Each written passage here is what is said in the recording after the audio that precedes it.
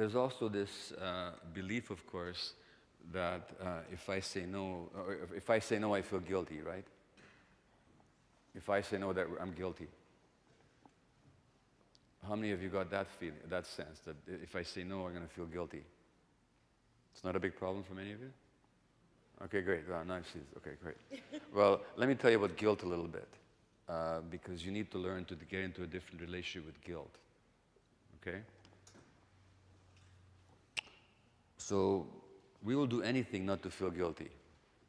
There are two ways to deal with not wanting to feel guilty. One way is never to say no. Then you never have to feel guilty. You're always saying yes, yes, yes, yes, yes, yes. Except you're going to get headache, back spasms, dry mouth, lack of sleep, fatigue, stress, overwhelm, frequent colds, and finally, some disease or depression. But you never said no. So you never had to feel guilty.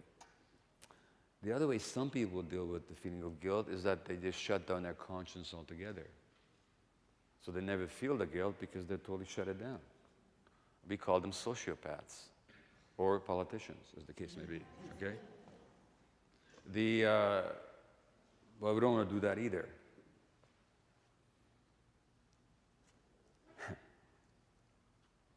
The only way to deal with guilt is to make friends with it. When you try not to feel it, when you try not to feel guilty, you always end up in trouble. So I want to give you a story about how to relate to guilt. Okay? So let me tell you a story from the Bible. You've read the Old Testament or you've seen the movie The Ten Commandments. You know how the Jews are slaves in Egypt, right? And then Moses becomes the leader, and he sees the burning bush, and the voice of God speaks to him and says that it's your task to lead your people out of slavery in Egypt. So that's that's the biblical story. Again, the story in the Bible says that, if you remember, that just during the time that Moses was going to be born, the Pharaoh's prophets foretell that some Hebrew slave about to be born will challenge the Pharaoh and lead the Jews out of Egypt's slavery. So therefore they decide that all Hebrew firstborn males have to be thrown into the Nile. Remember the story? And so what happens is that Moses' mother complies with that order, throws the kid into the Nile, with one exception though, which is what? She puts him into a reed basket, a basket woven of reeds, and puts the kid into the Nile River. And then the story in the Bible says that Moses floats down the Nile and is fished out of the water, pulled out of the water by who? Remember that? Not a lot of Bible scholars here? You haven't seen the movie The Ten Commandments? Charlton Heston? Okay, well, okay, but this is before your time. I got it.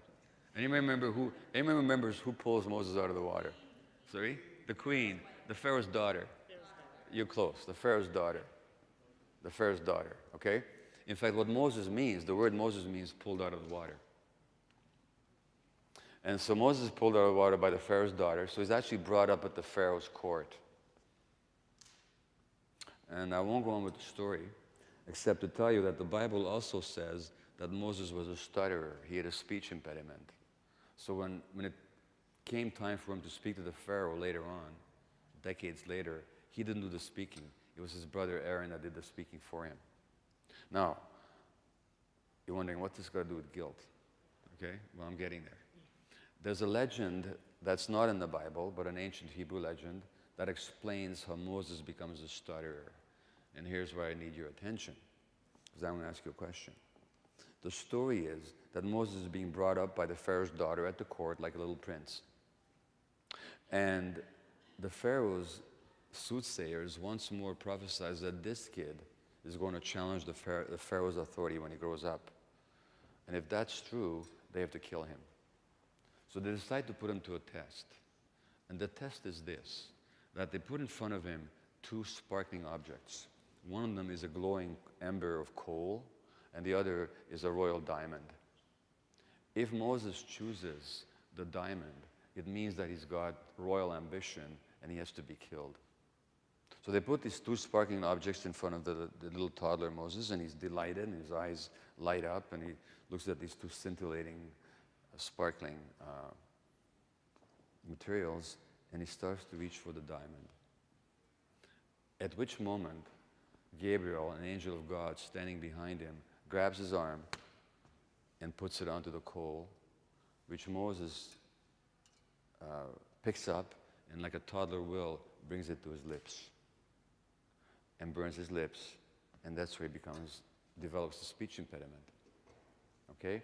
Now the question I have for you now is to decide in your own mind, was that angel Moses' friend or enemy? And what would you say, some of you?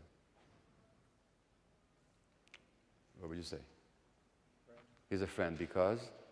Saved him from being killed. He saved him from being killed, even though he burned his lips, right? But he's a friend. Anybody not agree that he's a friend? So he's a friend.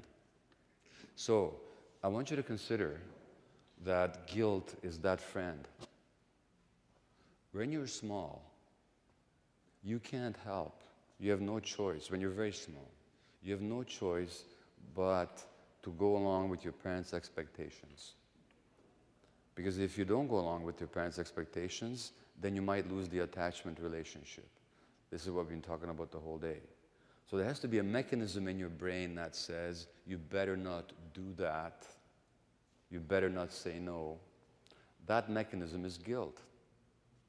That guilt helps you to maintain the attachment relationship with your parents, and therefore you survive.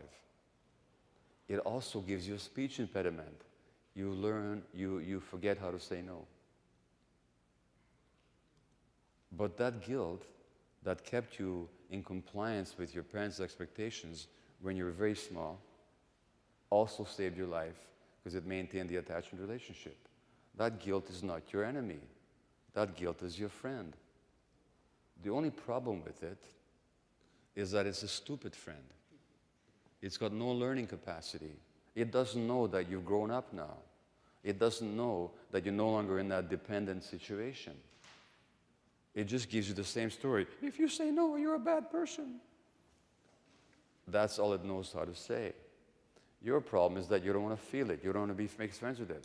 My suggestion is, next time you feel guilt, be happy about it. Say to yourself, oh my God, I said no. I feel guilty. This means hot dog. I must have done something for myself for the first time in my life. Thank God. Call your friends, have a party. In other words, rather than pushing guilt away, just embrace it and say, hello, old buddy. Thank you for saving my life as a kid, but you know what? I don't need your advice anymore. I'll listen to it, but I don't have to follow it automatically. I can think about it and make my own decision. Okay? So that's how you deal with guilt. Not by pushing it away, not by acting on it, which just make it stronger, but by actually accepting that it's there, but not listening to its advice.